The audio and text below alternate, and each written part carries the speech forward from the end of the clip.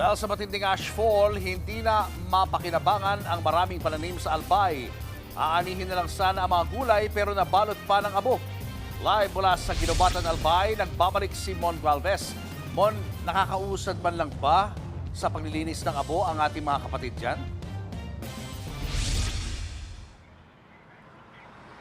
Actually, Julius, wala pa rin naman talagang tigil ang ginagawang paglilinis sa ilang bayan dito sa Albay matapos nga yung naranasang ashfall nitong weekend. Pero kasi sa tindi ng naranasang ashfall, parang hindi maubos-ubos yung dami ng kapal at nanikit na abo dito sa mga apektadong lugar mula sa nag-aalborotong Bulkang Mayon.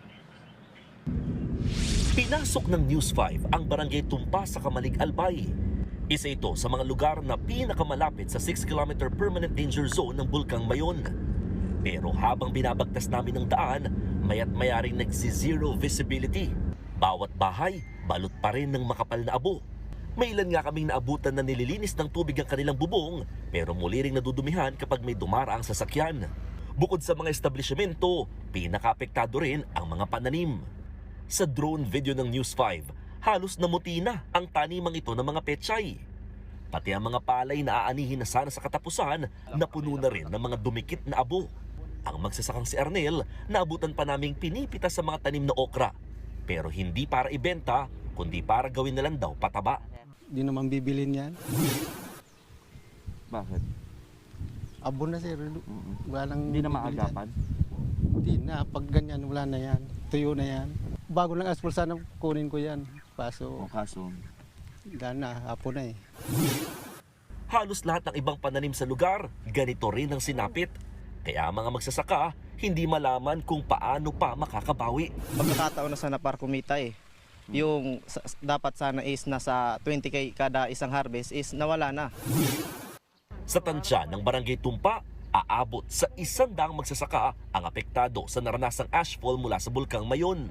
Sa unang tingin, hindi mo na makita yung mga tanim na okra dito sa lugar. Paano ba naman? Nabalot na kasi ito ng makapal na abo. Kuha tayo ng ilan ha. Pitas tayo. Dito, malalaki na sana yung mga okra, pero talaga nanikit na yung mga abo. Kahit hugasan, hindi na daw mapakinabangan, lalo't tila nasunog na ito dahil sa abo.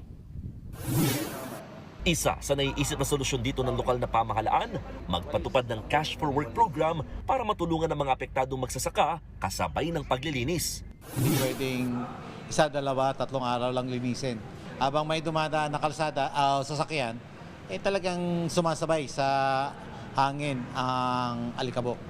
Then kung mula naman, medyo delikado din sa mga sasakyan, lalo na sa mga motor, at madulas ito. Kaya kailangan po ito matanggal. Sa katabing bayan na Ginobatan, tila kinumutan na ng abo ang halos buong bahagi ng bayan. Pati na mga puno sa paanan ng bundok, nagkulay abo na rin sa tindi ng ashfall. Kaliwat kanan pa rin ang paglilinis sa lugar.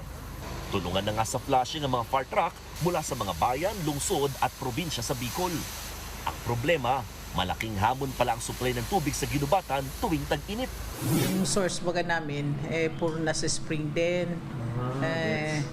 Hindi naman kami nag-ano ng mga water treatment. Magde-develop din po ang LGU ng other sources, water sources para ma-augment yung shortage po ng tubig po. Siyempre yung mga fire hydrant namin, doon kukuha yung mga fire truck natin sa mga constituents kasi siyempre nagrereklamo ng mahina. Kahapon, pinuntahan ni Albay Governor Noel Rosal ang barangay ng Meisi sa bayan ng Daraga. Dito kasi nakita ang makapal na volcanic deposits na galing sa pyroclastic density current o uson. Mahigit 100 metro raw ang lalim nito. Pangamba ng provincial government, malapit na ito sa extended danger zone sa lugar. Kaya binabalak nila, ilikas ang mga residente sa kalapit na barangay kahit wala pa sa alert level 4 ang bulkan. That's in the boundary of the 6 kilometers permanent danger zone. Pero maraming nagtatanim doon. Pag hindi natin ito na agapan, hindi natin ito binang aksyon, delikado na sa next lahar flow, baka bumaba pa ito. Una na nagbabala ang FIVOLS. Pwede pang maulit ang naranasang matinding ashfall, lalo't nakataas pa rin sa alert level 3 ang Mayon. Julius, sa tindi ng naranasang ashfall, lahat ng 44 na barangay dito sa bayan ng Ginubatan ay talagang naapektuhan o nabalot ng makapal na abo. Gaya na lamang sa likuran ko, no, or dito sa kinatatayuan namin, talagang parang eksena sa lumang pelikula yung itsura dahil talagang halos kulay puti, no, or kulay abo ang bawat makikita mo dito sa area. Mula dito sa halaman na nasa gilid ko, talagang naninikit na, no, yung mga abo dyan, hanggang sa mga bahay naman na nasa aking likuran, talagang hindi maalis-alis yung mga abo na nandyan din. Marami mga residente, mahigit 1 oras sa kami nandito na nagpipilit linisin yung area, pero parang wala ring nangyayari dahil naman yung katabing kalsada nito halos nadadaanan din, no, at talagang napupuno lamang ng abo sa tuwing nadadaanan nila yung mga naiipon naman sa kalsada. Kaya nagbabalikan lang din na nagbabalikan yung mga abo. Kailangan talagang gawin dito ay talagang hakutin or talagang i-grader eventually and then dalhin nga, no, sa ibang lugar itong mga abo para hindi na talaga siya magpabalik-balik at maipon lamang dito sa mga apektadong residente. Ilan sa mga panawagan ng mga residente maging ng lokal na pamahalaan, bukod sa mga pagkain at inuming tubig, kailangan na rin daw nila ng mga karagdagang gamit panglinis gaya ng pala, pati nga asarol at walis para makatulong din daw sila kahit papano sa ginagawang clearing operations and flushing ng pamahalaan. Julius. Mon, may balak ba ang FIVOX o yung lokal na pamahalaan na mas palawakin pa yung coverage ng permanent danger zone? Dalawang bagay yan, Julius, no, sa punto ng FIVOX, lahat daw is possible dito sa nangyayaring ito. Ibig sabihin, anytime pwedeng itaas sa alert level 4 itong estado ng Bulkang Mayon, oras na maabot nito yung mga parameters na magsasabi na talagang tumitindi, no, yung pag-aalboroto ng naturang bulkan. And eventually, i-extend na nga talaga yung danger zone from 6 km to extended 7 to 8 km na bawal pasukin muna at panirahan ng mga residente. Habang ang lokal na pamahalaan, particularly ang Albay Provincial Government, ang sinasabi nila rito, dahil sa nakita nila dun sa Miisi Gali, talagang parang nangangamba sila, kakapa-kapa, dahil malapit na ito halos dito sa mga iba pang mga barangay na nasa 7 km extended danger zone na baka magtuloy-tuloy yung naturang lava flow dun sa nakita nilang extent ng pyroclastic density current o uson. Kaya they are planning to check, no, kung yung ilang barangay malapit doon sa Miisi Gali, kahit wala pang alert level 4, baka kailangan na daw ilikas. Pero ito ay pinag-aaralan pa rin muna sa ngayon. Napakahaba na kasi ng inabot nitong nakaraan na weekend na lava flow. Umabot niya sa mahigit 5 kilometers. So halos maaabot niya na yung 6 kilometers na permanent danger zone.